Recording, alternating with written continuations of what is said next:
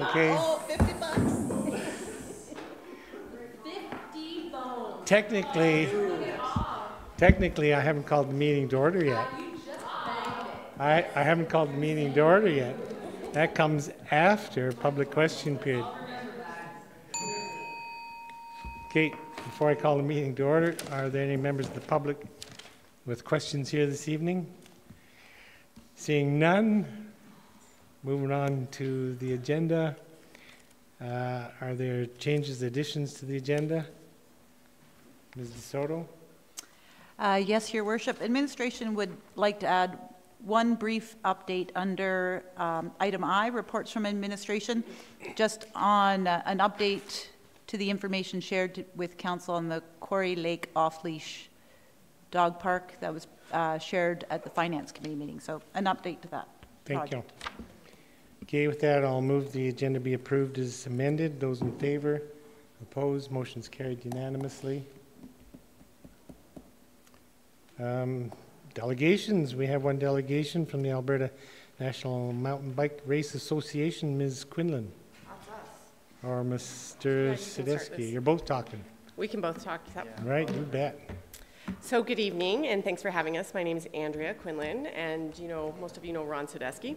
We are here on behalf of the Alberta National Mountain Bike Race Association, really just to say thank you because you supported us last year, and we had a very successful event, and we wanted to show you a short video that was made during the event.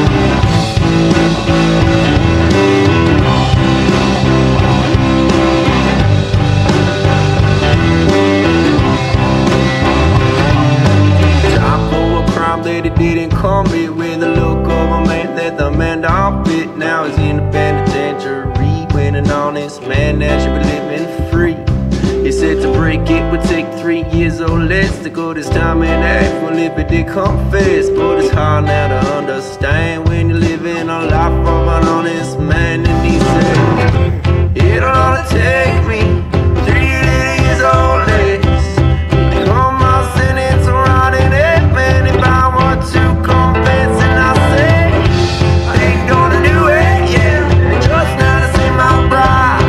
Confess it would be nothing but a dirty, dirty lie, yeah.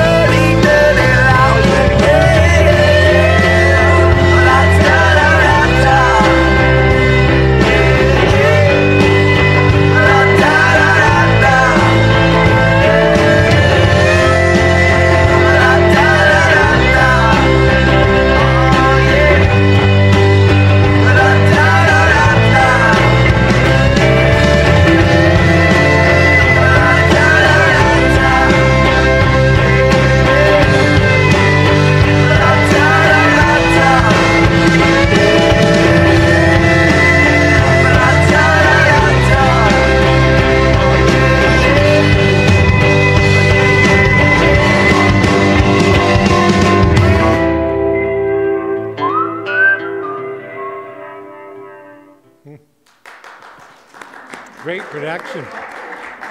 What's that? We can send you a copy of it. It should be on our Facebook page, and Ron can email you a copy of it.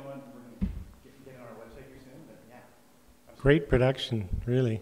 So that was put together actually by some local kids. Wow. Yeah, they did a great job. Speaking of kids, I was going to ask, is it true what I hear that people let their kids ride those trails? Some crazy adults do.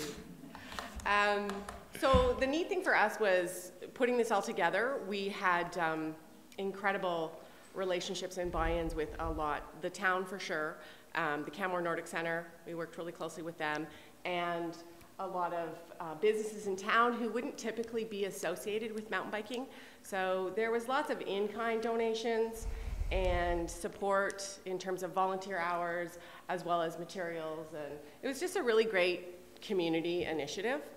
And I don't know if you could tell from the video, but there was a lot of times in the video where you could see there was local racers, and then there was Olympians and Olympic medal winners all racing the same course or different sections of the same course. So that was kind of neat.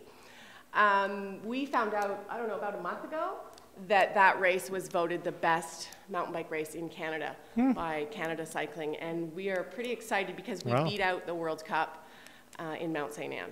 Good for you. So yeah, that was kind of exciting and a nice little pat on the back. When we first put this organization together, or this association together, it was with the intention of promoting elite level mountain biking in Canmore so that the kids, the younger generation, would continue to ride their bikes and would aspire to racing. And so we think we did a pretty good job of that.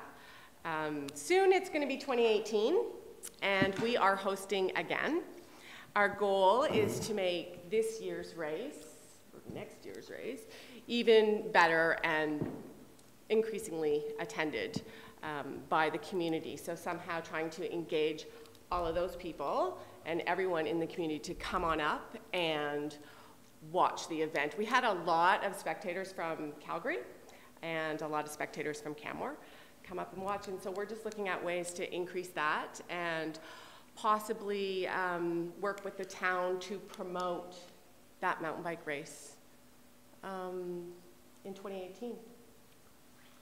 This is you now. This is me now. Just real quick, just thank you again.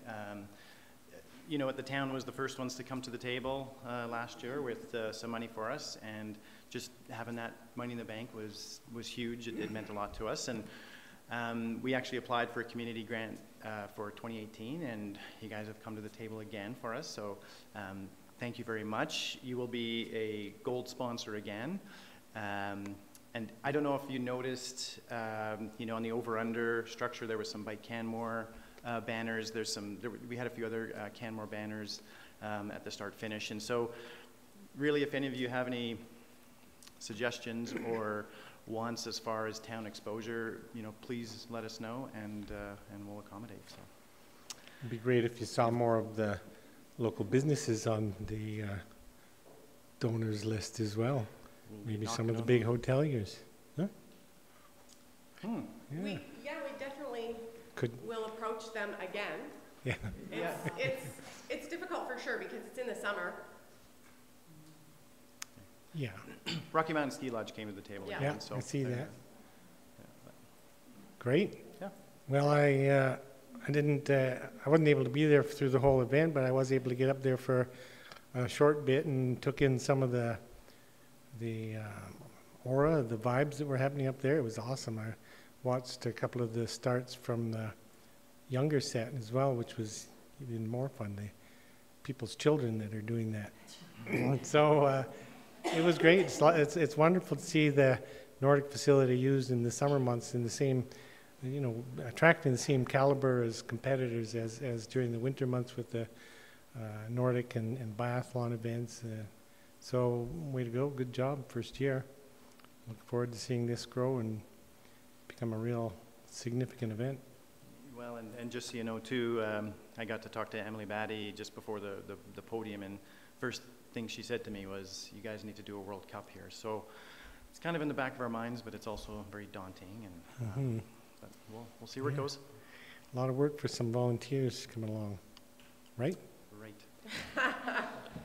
Great, thanks very much for being All right. here to speak Thank to you. that. And that was a really great presentation, video.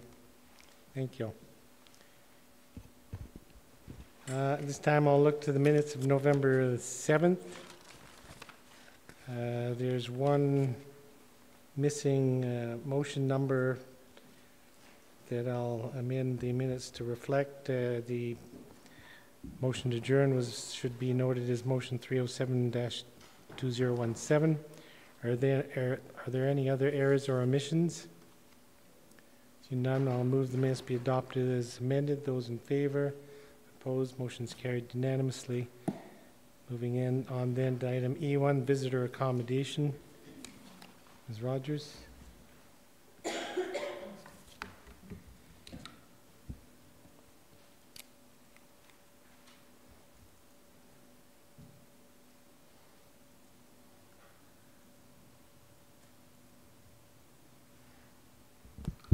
This is not going to be as exciting as the last presentation. Well, it's exciting to you.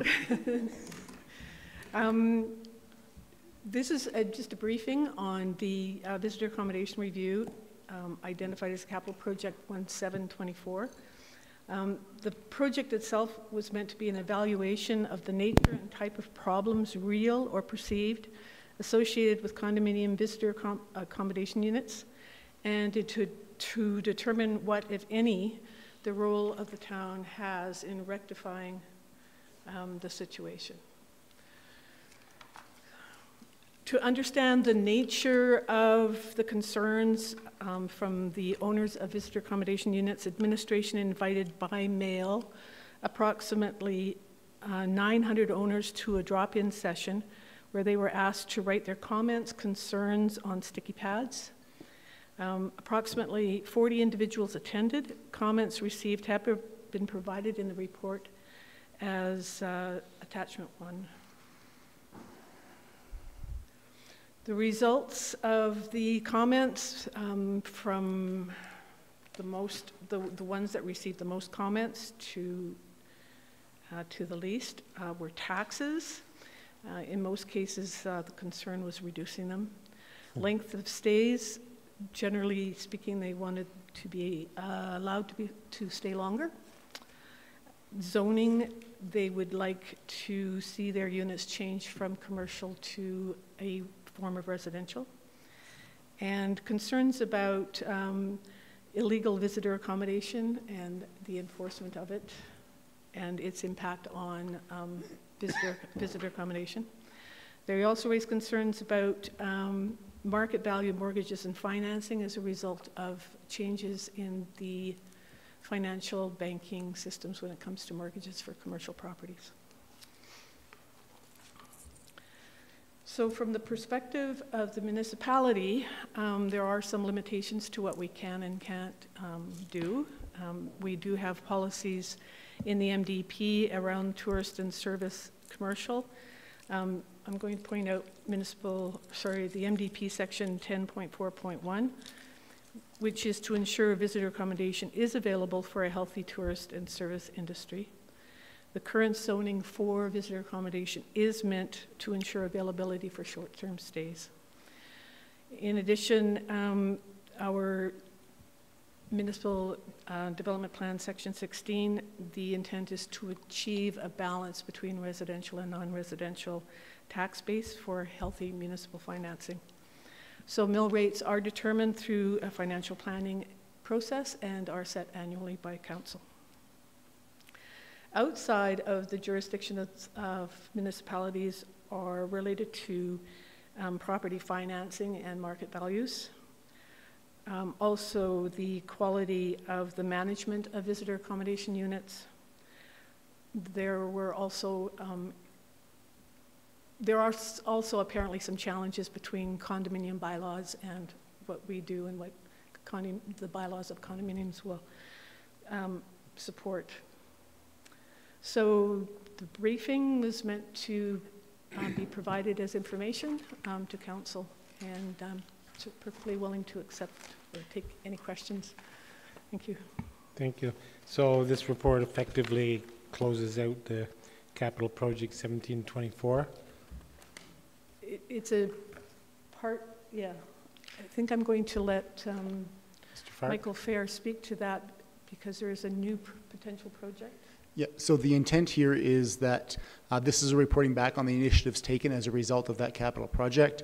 Furthermore, as part of the budget process for 2018, we have included incorporating some of the remaining scope from this project into a broader scope project to address visitor accommodation, tourist home, the vacation rental conundrum in 2018. Sure. So as far as 1724 is concerned, it's been addressed, or it's been complete, and some of the work wasn't accomplished and is moving into a new project. Capital project. Correct. Right. Thank you. The Ms. Rogers, you mentioned the changes to the Condo Act. Was there much in the way of discussion in the public engagement or in any of the work you did around the effect to the management agreements for condo hotels as a result of the changes to the Condo Act? So anecdotally, some of the comments received were from property managers who felt that the Condominium Act hasn't gone far enough to protect visitor accommodation. Others recognize that they are able to rent their units on Airbnb without going through a management company, which causes dilemmas for the management companies themselves. And others appear to be unaware of how the rules may or may not have changed. If Right. that answers your question, I'm not sure. It addresses the question, and I guess there is no answer, but I'm trying to imagine where it'll go with all of that visitor column, at least the condo hotel product. If the trend continues that unit holders, unit owners rent their units out short-term through Airbnb or something, which is legal with the zoning, but without going through the condo hotel, then the business model for the management company ceases to make sense, and what's it going to look like if the management companies finish their contracts and move on? Yeah, there's definitely some concern about that, but I don't know what the solution is. Or I suppose it's outside of our own control. Mm-hmm. One other question I have is around the, one of the main questions you were getting was under taxes, number 1A in your report. You were hearing from people that their taxes went up 30 and 40%. Just curious how you answered those questions. Those were questions I could not answer. We didn't have a tax representative at the drop-in session. Unfortunately, we don't have names for people to actually go back to try to answer those questions. Should we get them, we can certainly direct them, but yeah, we were there to gather information, and we weren't necessarily able to provide the range of responses with the type of questions that we had, Sure. especially around taxation. Okay. One would presume that if units' taxes went up by 30%, it often was as a result of their assessment value going Correct. up, which arguably isn't a bad thing if it's an investment property. Councillor McCallum. Thank you, for your worship. Thank you for your presentation, Ms. Rogers. So I just actually wanted to extend off of the taxes question. For my memory, are visitor accommodation taxed on an income approach or an assessment approach? It's an assessment approach, but it's a commercial tax rate. So the mill rate would be commercial as opposed to residential. Okay, that I knew it was commercial. I just wasn't sure if the assessment was based on income approach. My next question, and I didn't have the time, it just came up now as I was cruising through the agenda. Is there not something within our land use bylaw that requires properties like this to have a central reservation system, or is that a tourist home that I'm thinking of? No, I think this is where, I think there is maybe a mix of expectations. Do we have the? That was sort of the thrust of my question around the management company. So they're I'm just wondering operating- how that lines up with our land use bylaw, because I think that that's actually an amendment that we're looking at later on in the agenda.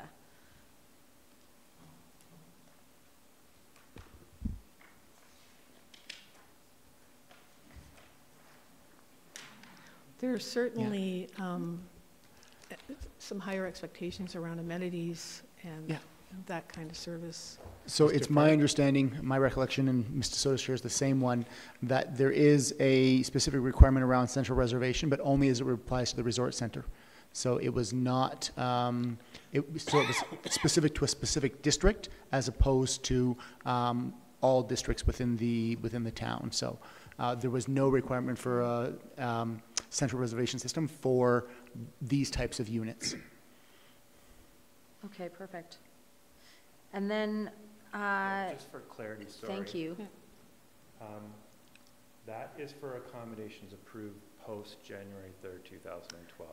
Okay. So there's a little distinction on time. So anything that's built, vacation accommodation, that is built in the community after 2012 requires a central reservation system. That's correct.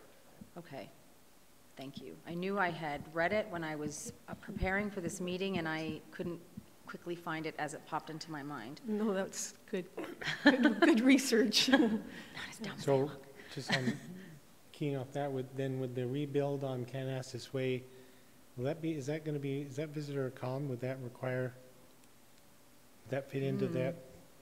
I believe that is visitor common, so it would be subject to this new Right. regulation. So that'd be the one and only property built since 2012, wouldn't it? Visitor comm? Well, what about base camp? Oh, base camp, right. Is it its own tourist home? No, needs to be commercial. Planning based on- commission over there. I think you should put it out. Okay, We could clarify that. Yeah, I'm pretty That sure way. base camp is visitor accommodation. And my final question has to do with the Bow Valley Trail ARP. So in section 5.1.2.3 of the ARP, which I don't have it open, I just wrote it down. Not smarter than I think. I recollect within the ARP that there's a policy piece with regards to the possibility of people, and we have to remember when the ARP was passed, which was in 2012, which was like ground zero of our local recession. Okay. There was a policy piece in there that allowed, that contemplated visitor accommodation unit owners to convert, short-term convert their units to affordable housing. To PAH? PAH, yes, thank you. And it was an opportunity, I think, it was a nod to the fact that, that we were in the midst of recession, and that at that time a lot of folks that had owned visitor accommodation were struggling to rent out their units, and that this would be an alternative for them. Now, when that finally came back to council down the road for us to approve an initial number, we'll start with X number, we were advised that we should suspend that until further notice or until more information was received. And I'm wondering if there will be an opportunity for administration to come back and close the loop on that as to whether we're going to move forward on putting that policy forward and solidifying it within the land use bylaw, or not at all. It would be great, because I still hear inklings of it in the community, especially during the election, and it was hard to be able to speak to it because it had been suspended for a while. The work on that had been suspended, so. So my understanding is that there have been no units converted from visitor comm to PAH. And just as an aside, I think most owners of visitor accommodation would be tending to look for something. More dollars, More absolutely. dollars. However, it's definitely something that could be considered and perhaps needs to be closed in the loop. The challenge, again, with visitor accommodation is the amenities and the cost of operating those, and that over time as well. And the impact. And I think anecdotally, we knew that We from a have cost recovery perspective, it would be difficult perhaps for an owner to Potentially, recover their cost dollar for dollar based on many of the amenities and the condo fees that are involved in those buildings. But at the same time, it was, I think at that, well, I know, I sat on the ARP, I know what the discussion around the table was, allowing VAU owners the opportunity to perhaps recover some dollars and through their investment, waiting to ride out the recession. And so some of the districts within the Bow Valley Trail area, commercial districts, do have an allowance to have PAH units. There is no process for doing that except perhaps going through a development permit process for a change of use. And if for short-term uses, that may be somewhat challenging. So we don't have a process for that. Yeah. I just think it would be good to close that loop and I'll have a discussion and at least understand what CCHC sees from it. And it could be a potential policy to have in place should we go through another recession down the road. I actually understood that we had closed loop on this with council once previously, but we did explore it with CCHC. CCHC indicated that that type of product was not appropriate for the market for the PEH program for the reasons that Ms. Rogers pointed out, which is that the condo fees alone in those buildings exceed what, in many cases, what the affordable rents would be. In some cases, not all of them. And not all. Yeah, but some of them have a lot of amenities, and some of them have very few. Certainly. So there was not an interest at the time from CCHC to pursue it. There was also we have not received any real interest from the homeowners to pursue it. Furthermore, since then, we have had direction from council around not adding additional mixed uses within buildings, so not mixing residential with commercial uses. And we have a clear interest, municipal interest, as we've set out in the MDP, in preserving visitor accommodation. So for a number of those reasons, we would not consider that that would be an appropriate policy that we would want to bring forward for council's consideration. Ms. DeSoto, did you have something to add, or no? That's it. I don't recollect it coming back to this table. I recollect there being more maybe discussion more casually, but I know that the former managing director of CCHC came to administration a few years ago and said, hold the phone on this, let's do a bit more research and we'll get back to it, but I don't think that the loop has been closed on this. I could be wrong. Love to be corrected. The question is, do we now consider the loop sufficiently closed, or would you like are you looking for a staff report to come back and to reiterate the same? Well, the questions still exist in the community. So I've heard it, oddly, out of nowhere 3 or 4 times, it's what I find interesting about all these discussions is that from a short-term rental, illegal short-term rental, I was saying that to Ms. Rogers today, we have people in residential districts that want to be treated like commercial districts, and we have people that own commercial districts that want to be treated like residential districts. So it's they just bought the wrong thing. Okay, so maybe we should move on with this, though. Yeah. And after This seemed the like the meeting, appropriate time to bring that up. Yeah, but after the meeting, there can be discussion whether, to answer Mr. Fark's question, whether something else has to come back to report on that. We could look to incorporate it in the broader project or some that is planned for next year and some final closing of the loop there. Perfect. Thank you very much. Councillor Sanford. Thank you, Worship. Thank you for your presentation, Ms. Rogers. I'm just reading in your report that there are 2,280 visitor accommodation units. That's approximately correct, yes. And representing 900 owners, so some people are multiple? There are a number of owners that own more than one unit. Okay. Yeah. And you had 40 people come to the drop-in session? That's correct. And so the information that you've presented and correlated here, is that all from those 40 people? That's from those 40 people. So we don't have any input from the rest of those 900 people? No. And are you planning a strategic way of getting more information from a broader range of people, or do you think that represents the scope of the issues? I think that the drop-in session probably provides us with sufficient information to know what the issues are and what we can and can't do. I think we do have direction from the MDP around protecting visitor accommodation as a use for the community. It's part of our economic development and our healthy tax system. So don't necessarily recommend further discussion on that unless council feels that there's some. But there will be a project coming forward in We 2018. do have a larger or a different Okay. kind of project. So there's going to be a different kind of treatment to the question or issues? Yeah, the sense that administration got from that event and consolidating all the data was that the issues that were being brought forward were issues of kind of ownership issues or the competitive marketplace or misunderstanding commercial versus residential use, not items that were the purview of administration to change or fix, with the exception of unfair competition from things like tourist homes. So that's where we'd like to focus our efforts on a viable tourist home program that isn't rampant with illegal tourist homes, which unfortunately compete with visitor accommodation, and that's an area where administration can have a say. That's the idea.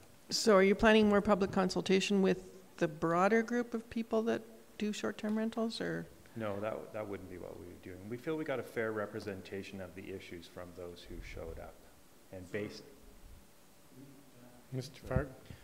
So the short answer is yes. For the 2018 project, as we have described it, we will be going out for broader public consultation on the whole issue of how we deal with vacation rentals and whatnot. So that will be a broader public consultation in which this question can be incorporated, or that can be information that is considered. Okay, thank you. Thanks. Councillor McCallum? Just another question. I don't know if you have the answer of this. It just came to mind. Based on the 2,280 units that we have, do we know what percentage of them are not rented at all? Yeah, no, we don't have that information. Okay.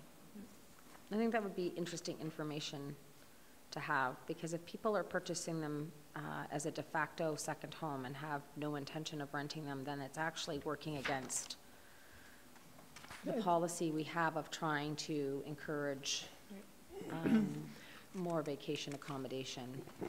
The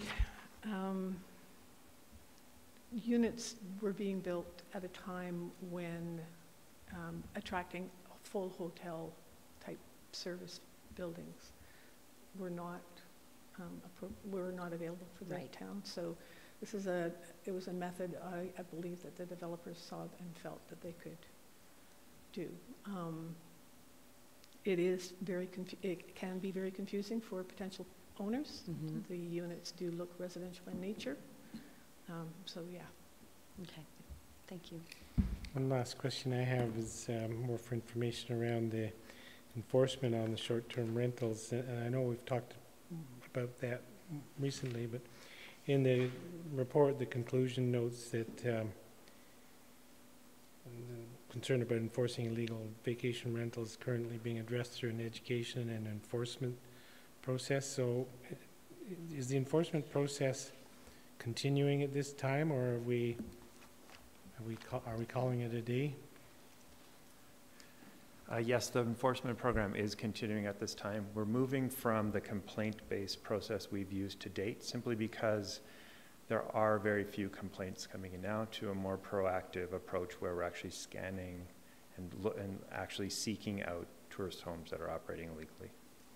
Great, and if I understand, or if I recall, there was pretty high success rate in the enforcement initiatives that took place over the last few months? To date, we've had 100% compliance on those that we have found, and have issued stop use orders and tickets to. What we want to do now is increase our presence to ensure that those we haven't caught are getting the message that this is an illegal activity and it shouldn't be occurring, and try to expand the reach of our program. That's great. Thanks very much. Are there any other questions in for council at this time? Seeing none, thanks very much, Ms. Rogers. We'll move on then to item E. No, we're doing that after in camera. Item F1, the Bylaw 2017-36, 2017 Land Use Bylaw Update. Mr. Prevost.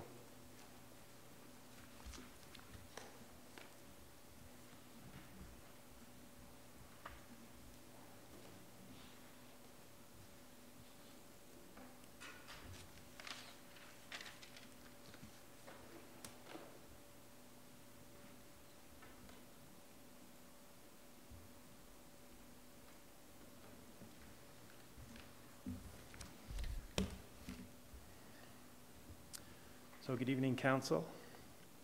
I think most of you know me with the town's planning department, and I'll be presenting our bylaw 2017-36 for first reading.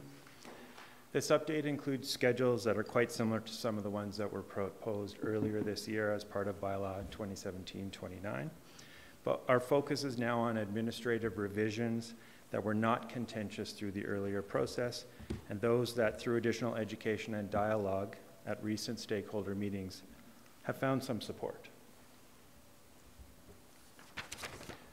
So 3 schedules this time around. First is land use bylaw formatting. Second is our first omnibus amendments. That's the first of 2 that we'll bring forward this year. And green building regulations. It's important to note there are no blanket rezoning proposals for any sites in town this time. There are no updates to items like driveway locations and roof heights. And there are no changes to accessory dwelling unit regulations. Amendments to those items or proposed amendments to those items will be part of future LUB updates. I've also included a timeline from tonight's first reading through a December public hearing and January 2nd and 3rd readings, in part due to the significant amount of stakeholder engagement we had earlier this year, and because we found a reasonable level of support for these changes. We're recommending a fairly tight timeline to 3rd reading, which will allow us to get on to the other land use bylaw updates that we proposed through 2018. If we happen to receive feedback that we're moving too quickly, we'll revise these timelines as we go. This is the timeline for what we're going to do next year. Up at the top in green, that's currently where we sit, making preliminary changes, really to set us up for easier integration of the changes that we make in the future. We intend to add a TP Town bylaw by the end of the first quarter. Through the end of the second quarter, we want to have updates to the accessory dwelling units, our second round of omnibus changes, introduce some tree protection information for trees that are on town land, the long-awaited Steep Creeks mapping, and some MR changes in communities that have requested that the uses on MR lands reflect the town's long-term plans. We intend to introduce an employee housing bylaw, revisions to the tourist home regulations, and to embed the sustainability screening requirements into the bylaw by the end of the 3rd quarter. And we're also prepared to look at regulations that address any impacts of new cannabis legislation that will come into effect on July 1st. Mr. Prevost, just on that slide, so there'll be a process beginning in December on the 3rd box there, 2018 land use bylaw update, and then a different process starting in January on employee housing and tourist home, or are those all part of one process? We see this as a total of sort of 6 cohorts, if you will, and that's what would be incorporated into each one. So there'd be bylaws moving forward concurrently, several from the looks of it. That's correct. Right. Okay. I mentioned the earlier amendments are presented based on the feedback that we heard at stakeholder events earlier this year. This is just the same summary that we've shown in the past. It shows the 7 formal events that we had with stakeholders, as well as 2 new engagements held leading up to tonight. All of the information we've accumulated has been integral to the changes that we're suggesting tonight. This is an example of the first schedule, the formatting changes. Really, these changes are intended to make the land use bylaw easier to navigate, simpler to amend in the future, and to ensure that the sections follow logically in the order that development typically appears. Red highlights are just examples of items that are being removed or relocated to other sections of the bylaw. Blue highlights similarly are additions or rearrangements. And all of this includes room for expansion or removal of clauses as we go through these other bylaw changes we'll bring forward in 2018. Through all of the stakeholder engagement, we've had no opposition to these changes, which are really intended to make the bylaw easier for anyone to navigate. The second schedule we're bringing forward are our first omnibus amendments. These are intended to clarify sections that have proven ambiguous sometimes in the past, and to reflect any updated information that we have from last year's new municipal development plan. We want the bylaw to be easy to understand. We want our current interpretation practices to be explicit in the clauses, and we want to improve the consistency with which we use terminology. In some cases, we've removed clauses that have been duplicated elsewhere in the bylaw, and in some cases, we're correcting errors that we've uncovered through this review. We do want to highlight 3 particular sections, though, that include some changes that warrant daylighting tonight. The first is bed and breakfasts. In response to a number of new requests for B&B operations in town, we want to ensure a consistent interpretation of B&Bs in single-family built forms, whether they are in R1 or R2 residential districts. Provided the uses are compatible with residential purposes in the area in which these are to be located, B&Bs will be a discretionary use in R2 districts, but only within single-family homes.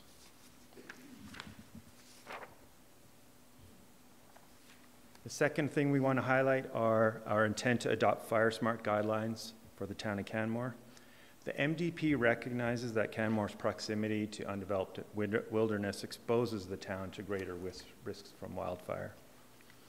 While we have been requesting additional wildfire risk assessments for several years, these changes will embed and require more stringent fire smart strategies implemented at the design stage, with a focus on reducing the chance for fire to spread through close proximity landscaping or through combustible exterior building materials. We acknowledge that there could be a slight increase in construction costs, but we feel the requirements required to mitigate against potentially catastrophic wildfire damage in Canmore meet the test of being part of the greater good and greater public interest. And the last section we want to daylight is overland flow areas. We want to harmonize overland flow development requirements with existing flood fringe requirements. Using experience that we've gained from the 2013 flood, these changes will formalize where Canmore's high floodwater districts are located while using provincial mapping to identify areas of highest risk. And they'll also embed design requirements that are intended to minimize impacts to people and property, up to and including 1 in 100 flood events. So this is an example of current provincial mapping. And provincial mapping for floods in Alberta is from a program that expired in 1999. Maps are being updated, but they aren't currently available, so this is the current requirement for use in Alberta. The current or old mapping is the salmon-colored areas in this map, and they identify minimum floor elevations required for developments in areas that are considered the flood fringe. The minimum floor heights established in these zones are intended to minimize damage to structures and to heating, ventilation, and air conditioning systems. And they are required by building code updates that were introduced after the 2013 flood.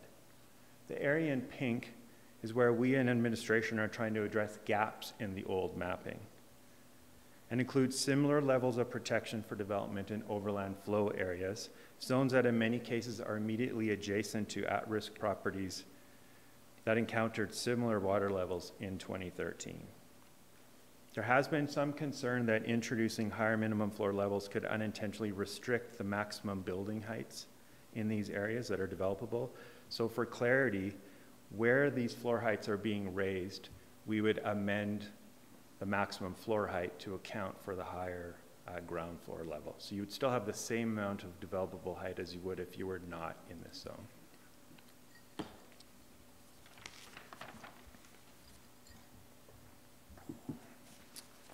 And the last schedule we're bringing forward is reintroducing Canmore's green building requirements. These are being brought forward in response to significant changes in federal and provincial guidance programs that in some cases have rendered our program slightly out of date. Canmore's green building regulations are broken down into 2 groups, small-scale residential and larger-scale residential, commercial, industrial, and institutional projects. For small-scale residential projects, these updates respond to changes to last year's Alberta Building Code that follows Canada's EnerGuide program in identifying consumption targets for the amount of energy that a house should consume. The province also adopted an energy code for housing to introduce consumption limits intended to lower the demand for energy in our province and thereby reduce emissions of greenhouse gases. Canmore's green building program has always required developments to exceed minimum standards for consumption. So our proposal is to require new residential developments to consume 10% less energy than those in the EnerGuide targets. The updates will include incentives and penalties, an example of which would be the $300 to $1,200 per house mentioned there. Now, fees are calculated as a percentage of construction costs, meaning these incentives and penalties will slightly vary depending on the value of the project. And the incentives and penalties will be laddered so that we're able to recognize performance that is 10%, 20%, 30% better or worse than that of the EnerGuide target. For large-scale developments in Canmore, the current program requires developments to exceed the 1994 Model National Energy Code consumption targets by 25%. A code which, until a year ago, was the most current energy code endorsed by the province of Alberta. Since last year, the province has adopted the 2011 Energy Code, which is the new standard for Alberta.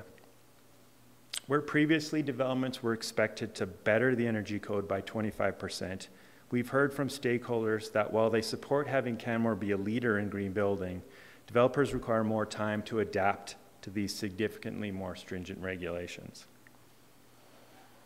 And that to exceed those levels by 25% at this time is premature.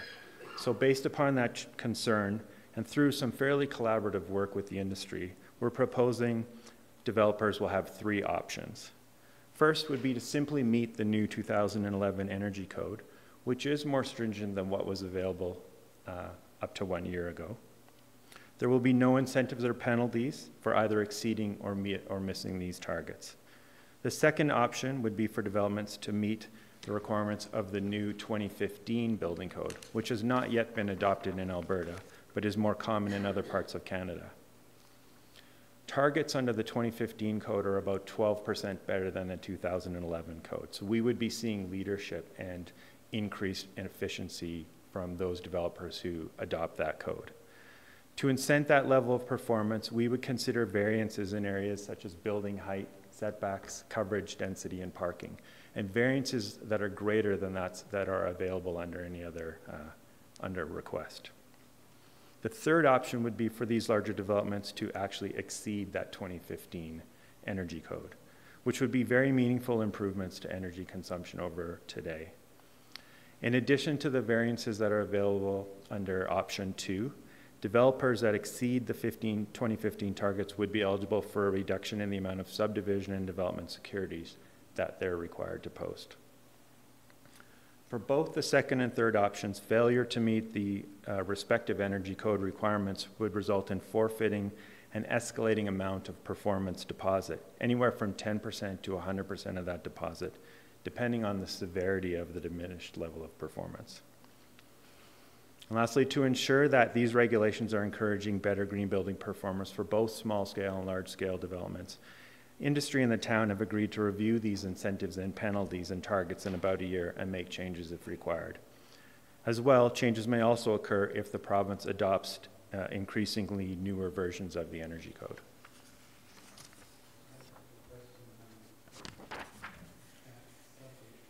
Sure. Absolutely. My mic's off. I didn't want to have the mic pick up my little coughing fit there. The in your report, it notes that the requirements for the green building through our green building regulations would be difficult to defend legally were a challenge launched.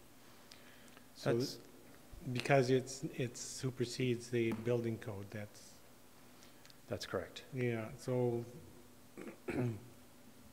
what would that look like? were we to be challenged on it, there is no requirement to do anything but the building code. The incentives and penalties kick in for those developers that choose to do better. That's the incentive we're able to provide. Yeah, they would not be available for anybody who was so noting it in the report as something to consider suggests that it's out there in the realm of possibility. Yes. That a builder would say, no, I don't want to meet that section of the land use bylaw, and you can't make me nah boo boo. So then you say, well, take us to court. I mean, what does it look like? Or do we back down and say, well, okay? Well, the first option on there is essentially meeting the building code. And as you can see, there are no incentives or penalties, so the developer who chose to simply meet the building code would have that option, and there would be no legal ramifications or anything like that. We would not be incenting them. Now, keep in mind, we do understand that is a better performance than we would have had a year ago before the province adopted that energy code. Yes. And one other question, just dealing with the tail end of a little bug here. At the public hearing, if I recall, there was a suggestion from one builder that the incentives that are offered through the green building section regulations really didn't matter to him as a builder, and he suggested that well, that the incentives weren't a factor at all. Do you have any comment on that position? Without a doubt, there will be some developers who would feel that way. But through our engagement with industry, we found a lot of support for Canmore's interest in leading green building going forward. So I feel like that would be the anomaly that we would run into more so. Yeah. Okay. As well, I think you can see right now the incentives and penalties, particularly for small scale residential, are fairly low. Rather insignificant if you think of the overall development cost in Canmore. But the intent is, as we get about a year of information about how builders are adapting to these requirements, is to revisit them, and that's with full support of the industry, and look at more stringent both penalties and incentives. So I think that's intended to change over time. Yeah. Okay, thank you. Mr. Park, did you have something to add? Yes, please. So just to be explicit to you in regards to your first question, the intent with raising this in the report is we want council to understand, so the only thing that we can legislate is the to meet the building code. That's the only thing that we have absolute authority to do. The Green Build program is in excess of that, and we're doing that as a conscious choice because we think it is important as a community to address impacts of climate change and the environment. And so this is meant to be a means of promoting a meaningful step to doing that. So, but we want council to understand completely that what they are approving is just that. It is a step above what we would normally be able to regulate. And so it is entirely possible that we could be challenged on it, and if we were to receive a challenge, we may not be successful.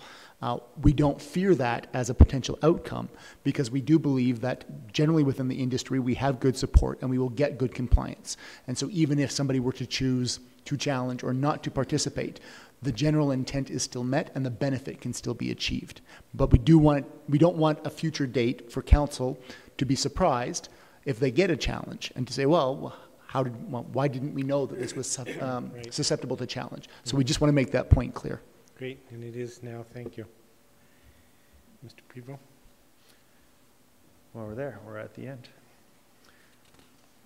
So the changes that we're proposing today reflect the feedback, I mentioned that earlier, from the multiple stakeholder events this year. Really, we're targeting foundational changes that will help us integrate future land use bylaw updates, as well as introducing a handful of overdue updates in the area of fire protection, overland flooding, and sustainable development. So for these reasons, we recommend that council give first reading to bylaw 2017-36 and schedule a public hearing for December 12th at 5 p.m. Thank you. Great. And one other question just popped to my mind, which is around the fairly recent conversation that was started in the business community around changes to the signage guidelines or regulations.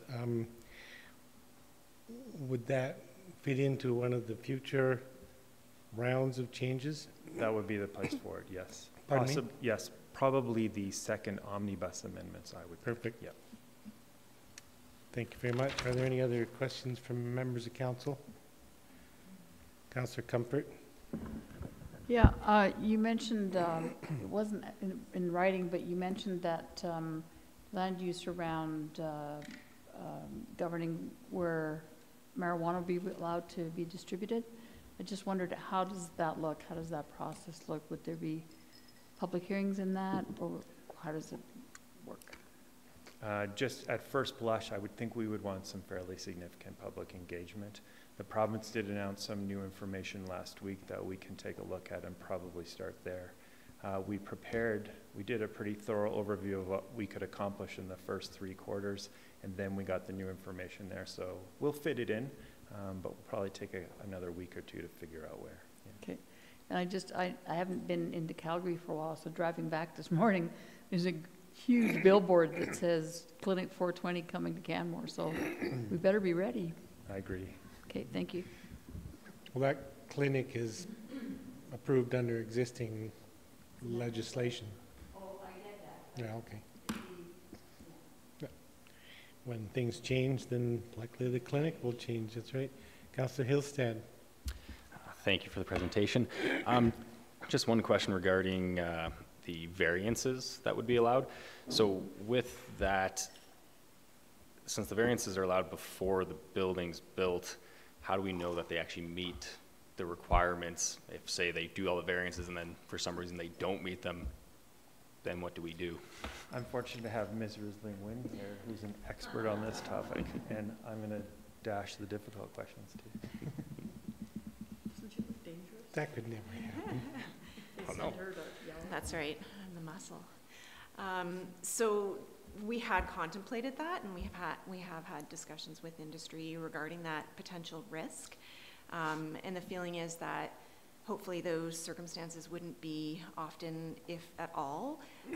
And should that developer come back at a future date with another application, then we would be fully aware of that expectation not being met, and potentially that variance or request for variances wouldn't be granted subsequently in the future. So we recognize it's a risk because we wouldn't get that verification of whether or not they met the energy requirements of the green building regulations until occupancy, and by that point the building's already built, right? So however, we do anticipate that that is not a likely scenario, or our hope is that it's not a likely scenario. Thank you. That was a great answer. Are there any other questions at this time then? Councillor McCallum? Thank you, Your Worship. I just have a few questions similar to the roundup I did the last time, so I apologize in advance to everybody. I just had 4.1.6.1, sorry, 4.1.1.1, which is about corner lots. My comment is, I'm trying to understand how this works. It says no person shall place or maintain any structure, fence, sign, landscaping, or similar object that is greater than 1 meter in height and lower than 4 meters in height that restricts visibility from a public road. But isn't there another piece in here that states that a fence has to be taller than 1 meter? No. I'm not so familiar off the top of my head that the fence isn't allowed to be taller than 1 meter or needs to be taller than 1 meter, so I guess it's difficult to comment. Okay. I know the intent here, though, is around safety, around looking around the corner, around for peeking driving around pedestrians corners and cyclists. That's okay. But we can find you that answer. Great. Sorry. I'm just picking the ones that, I listed a bunch and now I'm just trying to pick the ones that I think are important. I think this is more an understanding, 4.3.5.2. When we talk about parking. So if your use changes of a particular business, and you go to a more intensive use that requires more intensive parking, so there would be parking requirements with the overall build itself, but then whatever use is within that build also has its own additional parking requirements. So whatever parking that a building has provided could potentially not be enough parking for the individual uses that live within that building. If I understand correctly, I think that's correct. Essentially, the very first development proposal and the business uses that are incorporated there are what the parking is based upon. Any future changes, it's possible that the parking would not support it anymore, and that would be evaluated through that change of use. Okay. Yeah.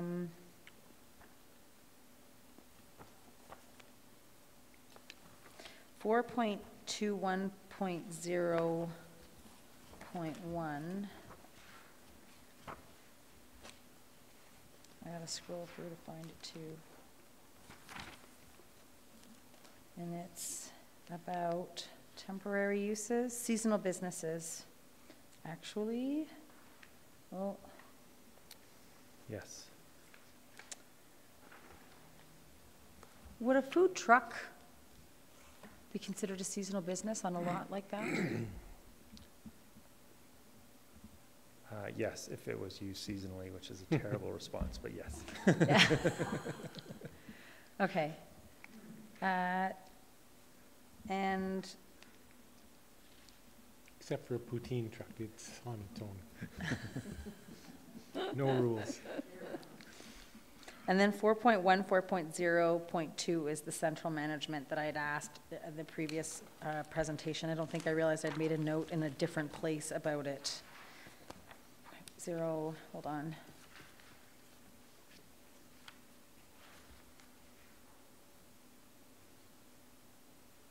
Oh, so 4.14.0.1, visitor accommodation, where the majority of visitor accommodation units within the visitor accommodation development contain suites of more than one room.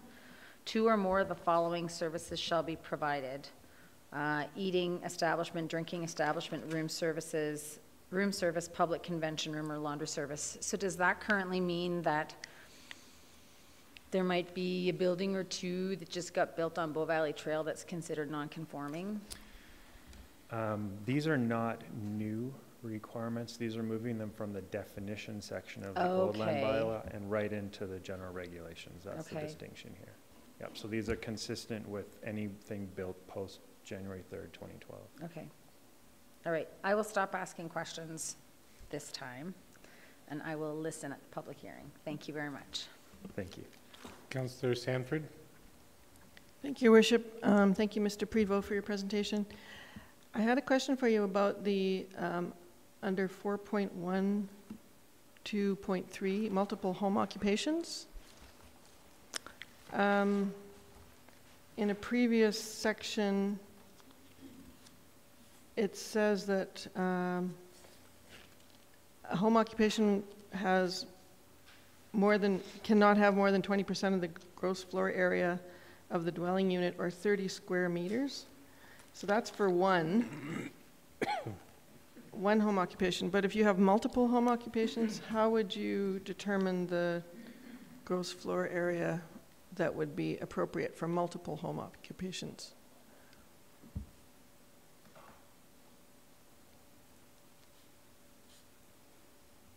So there are times when you can have more than one, but if they're defined by gross floor area, and 4.1.2.2.6 defines the space that a home occupation can take. Sorry, I'm using a split screen here on my computer. That's okay. I think I'm a little worried that I'm going to be inaccurate in my response here. This is something that I'm not overly familiar with. I'd love to get back to you after I take a little bit of time and look into it, if that'd be all right.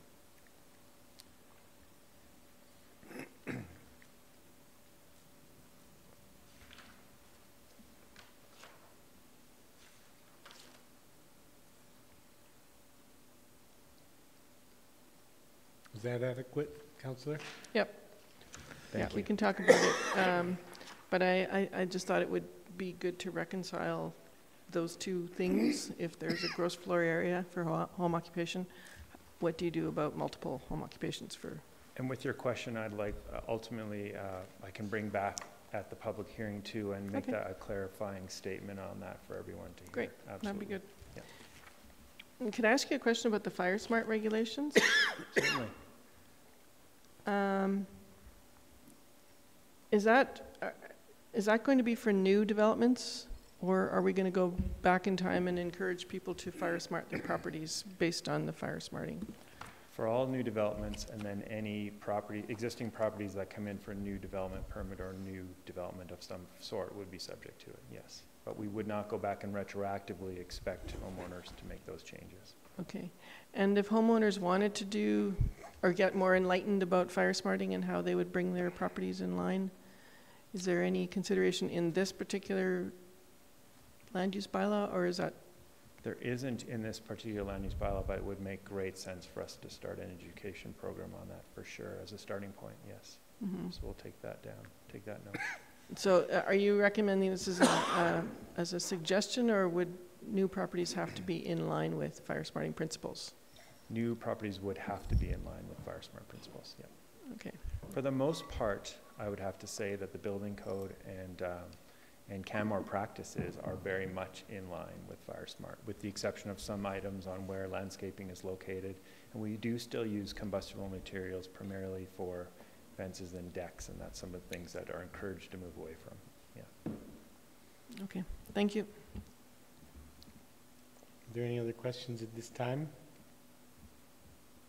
Seeing none, thanks very much for your report. Thank you. That I'll move the council give first reading to bylaw 2017-36 and schedule a public hearing for December the 12th, 2017 at 5 p.m. Is there discussion on that motion? Seeing none, I'll call the question. Those in favor? Opposed? Motion's carried unanimously. Moving on to F2, Procedural Bylaw Amendment 2017-35. Procedural fairness at council meetings. Ms. DeSoto.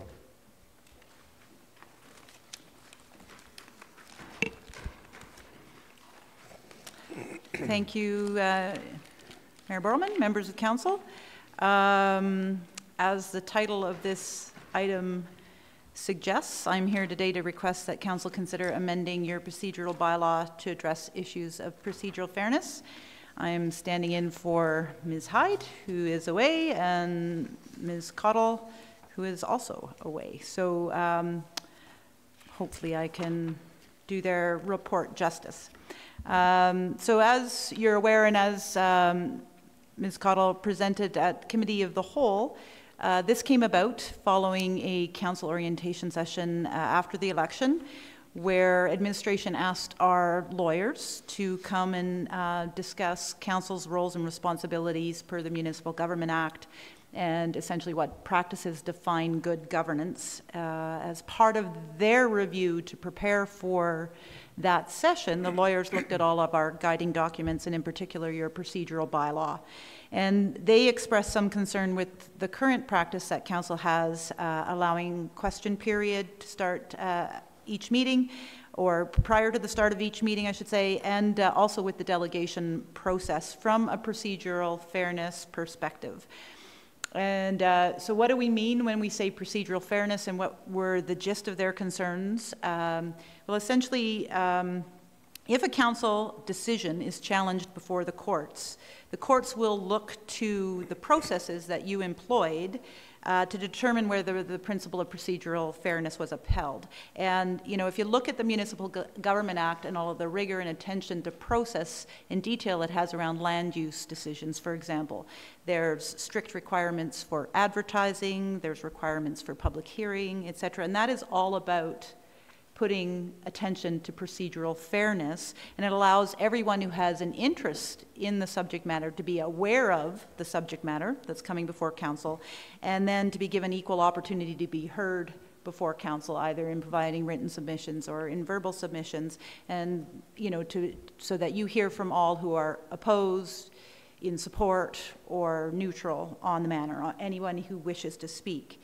So the main concern that they had really was with your public question period, which currently has no parameters around it. So anybody can come to a council meeting without any submission of their interest or the material before council, and council has historically given them the opportunity to ask a question. And what we've learned through experience is that process is being used by questioners to advance a position on an item that is currently before council for a decision. So the intent of questioners has been to influence council on the decision before them, and that does and can raise a question of procedural fairness if council does not hear from all sides of that issue. So you may only then be hearing from one side of the issue because you didn't know you were going to hear about that issue on that agenda that evening, and especially if there is a decision later on in the agenda regarding that issue.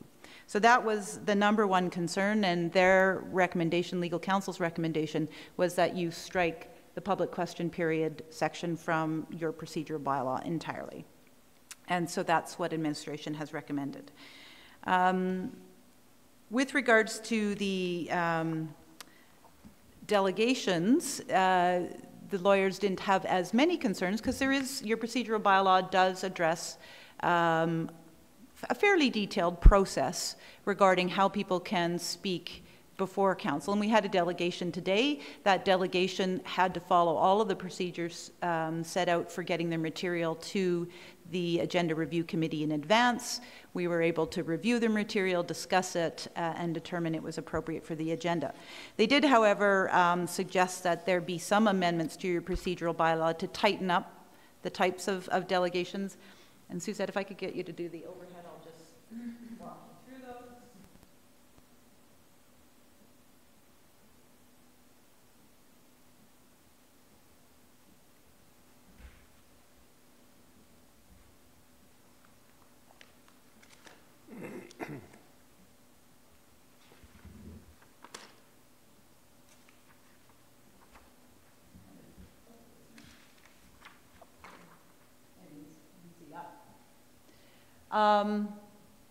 So essentially there's a couple of amendments proposed to section 7.1 of your procedural bylaw.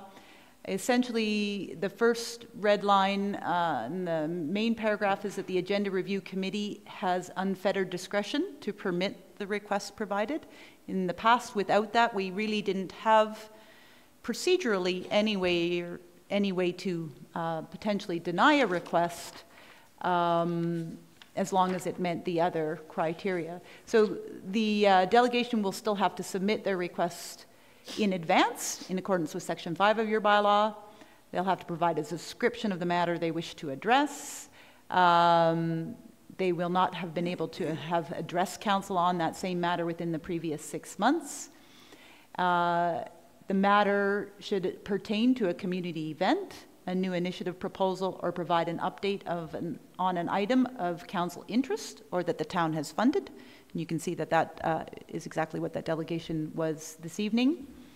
And that the matter does not pertain to any undecided matter that has been the subject of a public hearing or a matter that is on the proposed council agenda schedule for future decision of council.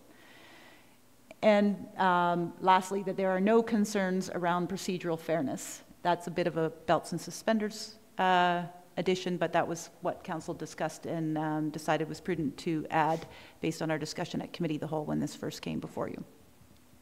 Now, there was also some discussion at Committee of the Whole around if we did not strike the public question period completely, would there be some parameters that council could add to tighten up the public question period? So administration did provide an alternative and has suggested that should you wish to consider adding a public question period, that you continue to have it not part of the official meeting, but that you put some additional parameters around it that it would not be permitted regarding items that are on the current agenda, items that are currently being dealt with at a public hearing, and further that in order to facilitate meaningful responses to questions, citizens would be required to register their question a minimum of 24 hours in advance with the municipal clerk.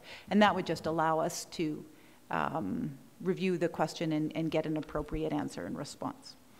So that's really all I had to say. I know you had much discussion at Committee of the Whole, so I will leave it to questions. Thanks very much. In the report, I think it speaks to, and I know we've talked about it before, but there, to our knowledge, there's a limited number of other municipalities that have any room at their council meetings allowed for public question. Yes, originally the municipal clerk felt that we were one of the only municipalities that actually took questions, because at her clerk's conference she has constantly been advised that that's a rare occurrence. However, upon further review, we did find a handful of municipalities that had various versions around them, and those are outlined in the report, yes, and were discussed at Committee of the Whole. Mm-hmm. Just an observation to the last point you made around the having some time to consider a question and craft meaningful response. I recall that occurring one time in the last couple of years. Generally, people have just showed up with the question and dropped it on council right there. But we did have from one resident a fairly involved question provided ahead of time, and it really did allow for much more detailed response, which I think is beneficial. If you're going to be asking questions at a council meeting, then you should want to be able to imagine having a fulsome response provided. So just an observation there. Are there questions from other members of council?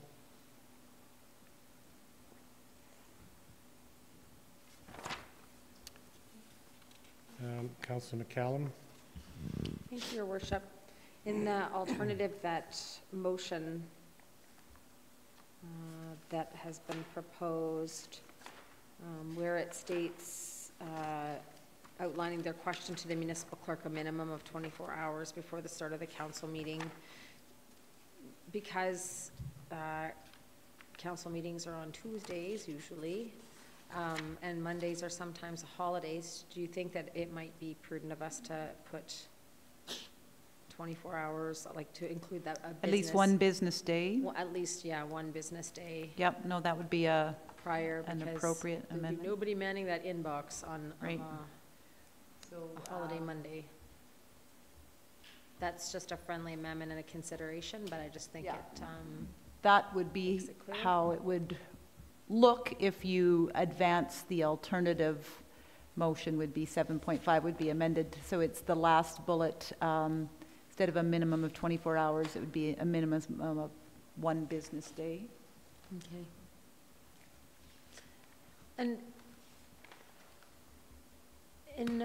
in your exploration of other communities that have question period, was a time notice, something that was also used?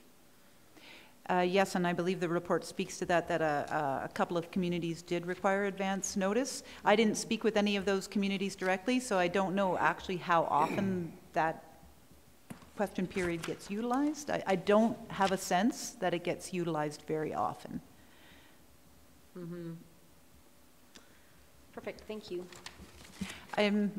I guess just one other aspect that I'll build on, and I know you didn't ask this question, Councillor McCallum, but it was a discussion item at the Committee of the Whole, was the question or the concept of having questions potentially on our website, etc. And we've confirmed with Robin Denage, who's our communications manager, that the stakeholder engagement and input policy will be coming to council for consideration in 2018, and we will make sure that through the process of review of that policy that there are meaningful and appropriate mechanisms identified for public engagement and input into decisions before council within that policy. So that's the appropriate place that we think we should be discussing and addressing, you know, the better ways to seek input on some of these things. I have a question just around item public submission 7.1, where it notes that a person other than a member may submit a request to the CEO, et cetera, et cetera.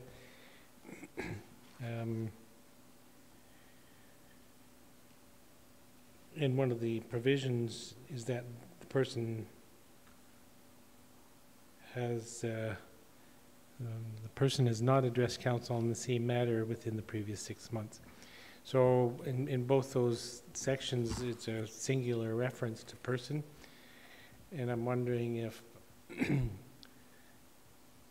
could be argued that a group had presented as a delegation within the previous 6 months, but now it's a different person from the same group that's requesting the ability to appear as a delegation. So strict interpretation of the bylaw is that we're talking about a person rather than a group. Do you know what I'm getting at? I do. A person isn't defined in the bylaw, so I believe it is defined in the Municipal Government Act or in the Interpretations Act. So it would apply to groups, businesses, etc. But I can confirm that. We can interpret it in that way then. Mm-hmm. Okay. Councillor Comfort? Yeah, on that last point, wouldn't it be covered off by the subject matter? So if someone couldn't address council on a matter that had been addressed within the previous 6 months, wouldn't it be covered by that? The way this reads is the person has not addressed council on the same matter. But I'm hearing that person can be interpreted as either or? Group. Okay. Are there any other questions this time? Seeing none, thanks for your brief report. So then at this time I will move the council give first reading to bylaw 2017-35, and I'll propose an amendment to the bylaw, which Ms. Cardinal can put on the overhead, although I've just tweaked it a bit. Well, there you go, you've already tweaked it for me, thank you. So the effect of this amendment would be to continue to allow questions to come from the public to council, but to put some parameters around it, around that ability.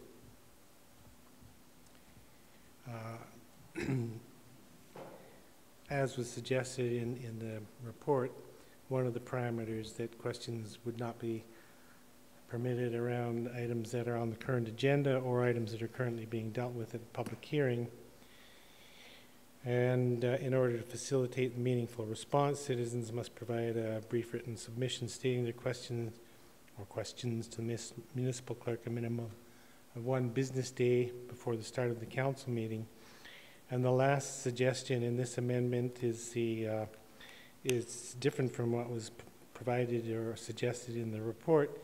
That is that the question or questions provided will be read out and answered by the mayor or whoever is acting as the mayor at the meeting.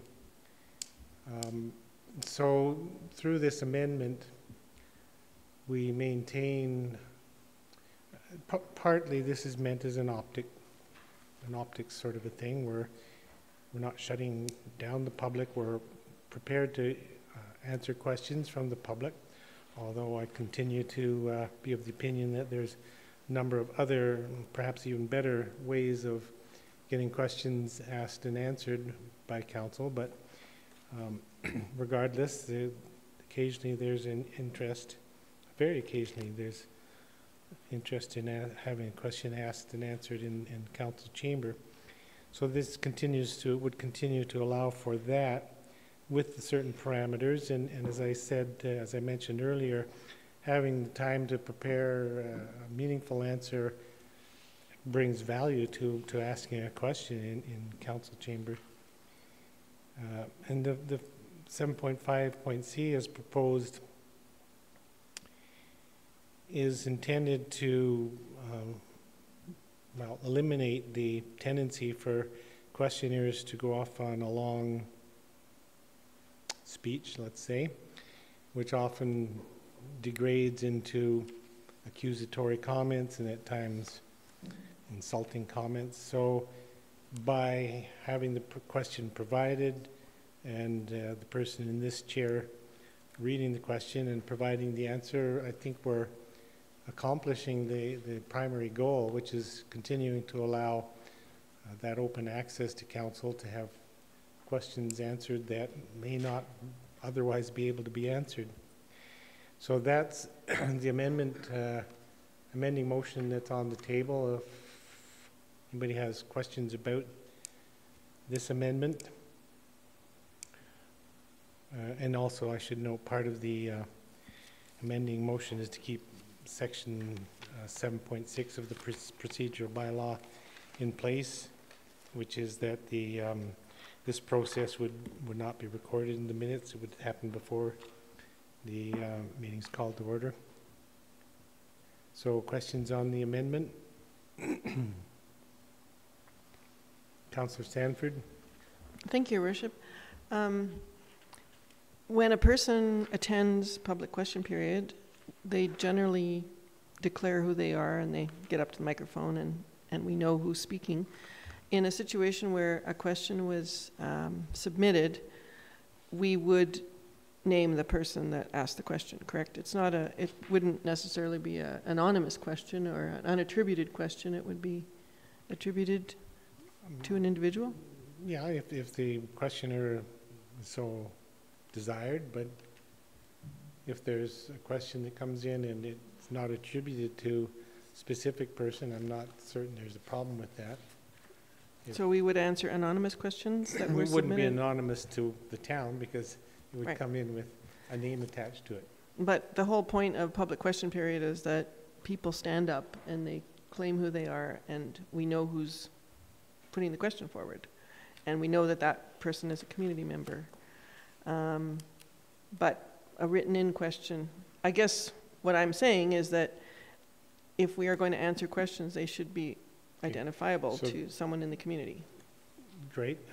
So there's an amendment on the table. If you want to suggest a friendly amendment to the amendment to that effect, I'd accept it. Or if you want to, so that the item 7.5.c could be amended to read the questions provided will be read out with the name of the questioner and then answered by the mayor. Where's that effect? I think that would be good.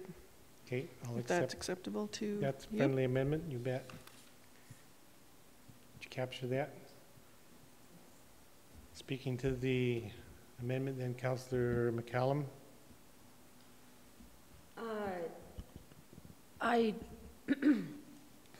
Pardon me.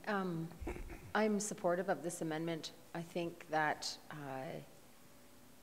in past, if citizens have come to ask questions of council without any notice, basically guarantees a situation where they're not going to receive the intended goal of a meaningful answer. And even within federal parliament, I know that questions provided during question period are provided to the government a week in advance so that they have a full week to prepare to answer those questions during QP. So I think that 24 hours is certainly... one business day now. Sorry, one business day, Your Worship, is certainly reasonable to the public.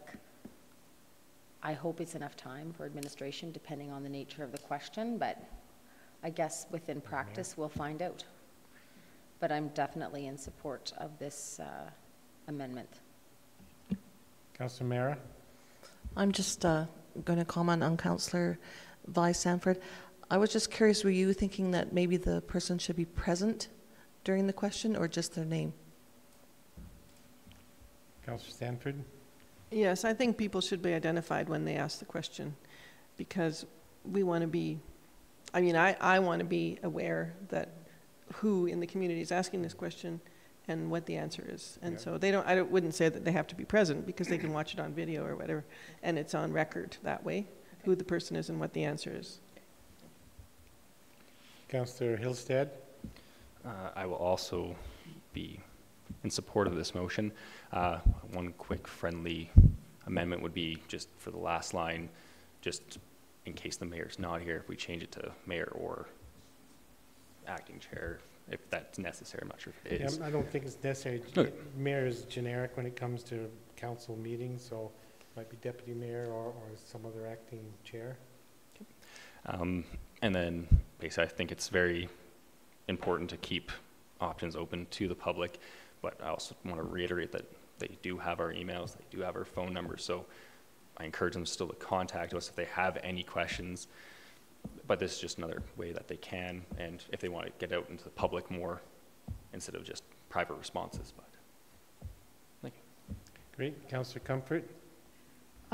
Yeah, I agree. I was dubious at first because with the new parameters around it, I think fewer people would be wanting to ask a question in order to make perhaps a political statement, but they still might do that. And if people are genuinely looking for information and also wanting to put that question out in the public, I was sort of trying to get at what was the initial intent of this bylaw, like, and Dr. Cottle went back and found such background as there was, which was like nothing really. This bylaw was passed to replace the previous bylaw. And I'd like to point out that in 1995, there was no email, there were no websites, there were many fewer ways to get in touch with public officials. And, but sure, you know, if you want to maintain more access, it's great. I just think it's kind of interesting that on the night that we're actually debating this, there were no public questions. So just pointing that out. Did you have something to add to the debate?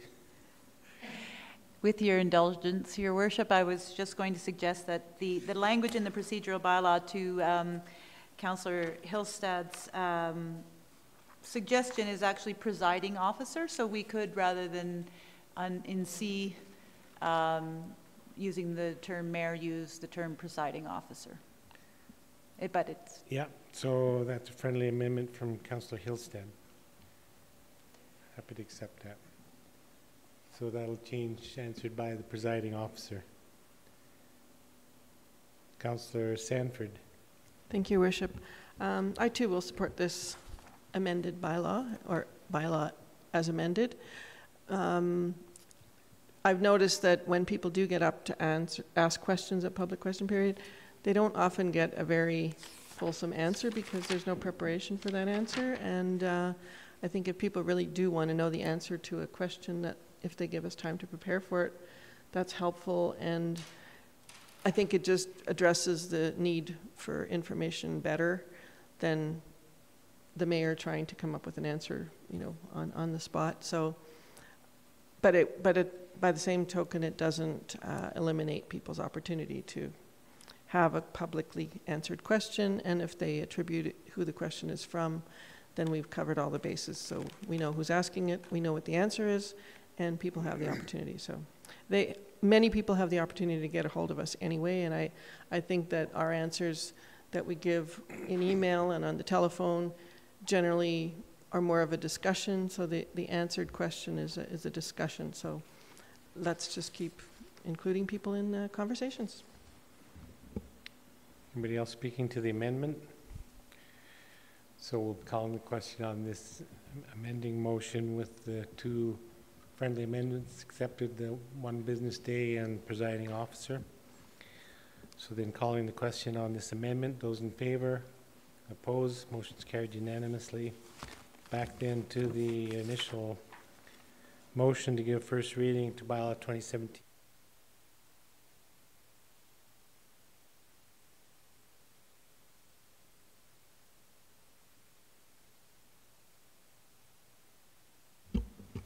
How did that happen?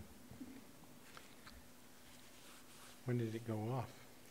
So that motion, that amendment was approved unanimously. We're back to giving first reading to Bylaw 2017-35 as amended. Discussion on that motion. Councillor Sanford. I think there were actually 3 friendly amendments to that, correct? Where we're naming the public member? Yeah, so the 2 are listed up, well, one's listed up there and there were 2 others, so. Okay.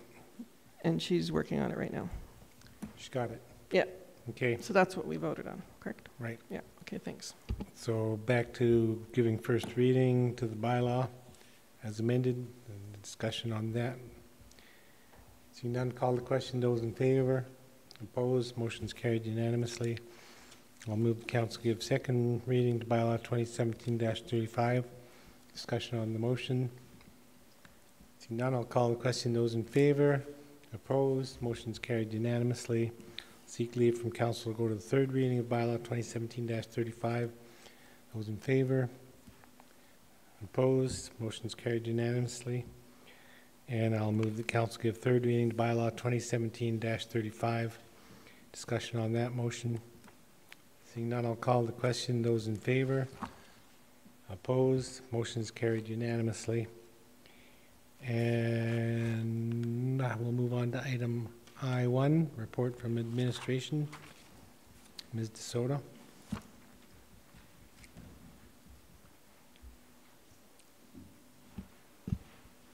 Thank you, Your Worship. I will be very brief. I just wanted to take this opportunity to provide an acknowledgement and a bit of an apology for administration getting ahead of ourselves and proposing the fencing project for the Quarry Lake Dog Park in advance of having all of the information necessary to make that recommendation. We brought that forward at the last Finance Committee meeting, November 9th, I believe it was, and it's led to a bunch of confusion and communication in the community, so I just wanted to try to clarify the status of that project. So the lead planner on the Human Use Management Review projects is Lori Risling-Wynn. She was in here earlier. She certainly has been working with the province and working on the trial trail, the 1 kilometer trail that goes out to the dog pond. As we're aware, that area of the off-leash area and dog pond loop was closed for much of the summer due to the wildlife activity out there. So the trial of that kilometer loop has not yet completed. It's still open. Residents and users of the dog park are still permitted to use that 1 kilometer trail out to the pond. So we do want to have Ms. Risling-Wynn present a full report on that trial at the December Committee of the Whole. And it's her intent to give you some details on the observations during that trial, some of the challenges, etc.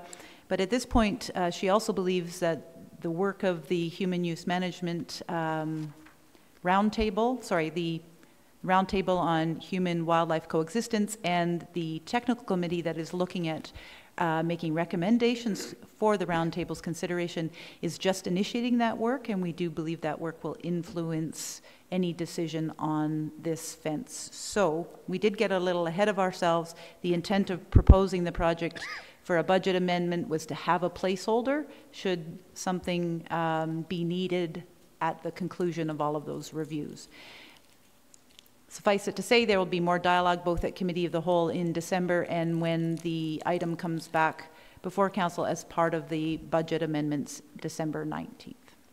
So I'm happy to entertain any questions should there be any, but that's really all. I'll just add briefly to that there was the first meeting today that I attended the first part of, and Mr. Fark was there for the meeting, first meeting of the technical working group that's been struck by the Roundtable on Human-Wildlife Conflict.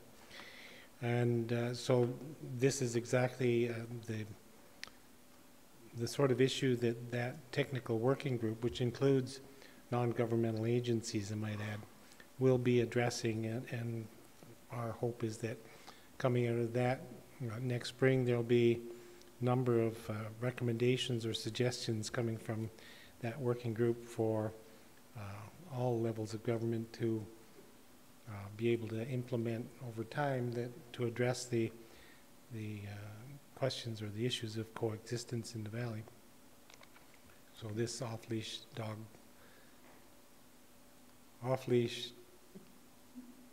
pond loop, The trial trail. the trial trail, will be discussed at that table as well. Okay, Are there questions for Ms. DeSoto? thank you. Thanks very much. That I'll move council go in camera to protect personal information from disclosure in accordance with section 17(4)(G)(1)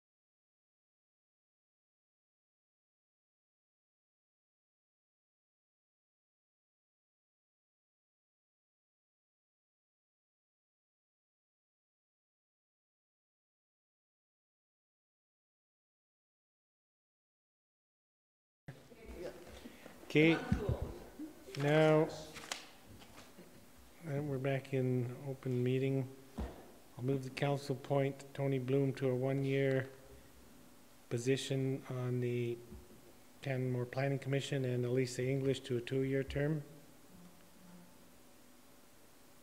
And I'll move that.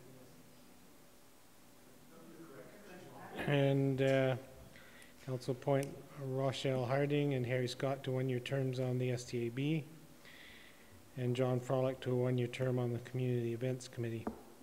Any discussion on that motion? Councillor Sanford? So 2 one-year terms on the STAB? Correct. So we have enough 2-year members on that board already? Correct. Yeah, okay, thank you.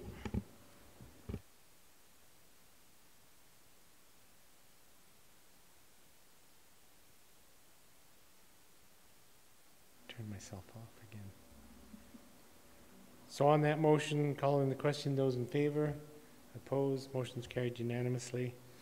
Then move the council appoint members to the Downtown Business Revitalization Zone Board as presented in attachment 2. Any discussion on that motion? Seeing none, call the question, those in favor? Opposed? Motion's carried unanimously. I'll move the council appoint Mayor Borman in place of Councillor Sanford on the Emergency Management Committee. Discussion on the motion. See none, call the question. Those in favor? Opposed? Motion's carried unanimously. And I will move the council be adjourned. Those in favor? Opposed? We're adjourned.